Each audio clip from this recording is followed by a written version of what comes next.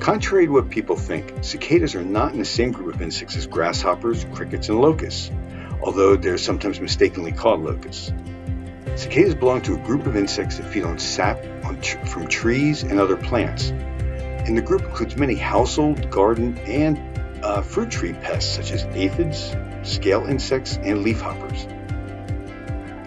There are two types of cicadas: annual cicadas that typically have a 2 to 3 year life cycle, and periodical cicadas that have a 13 or 17 year life cycle.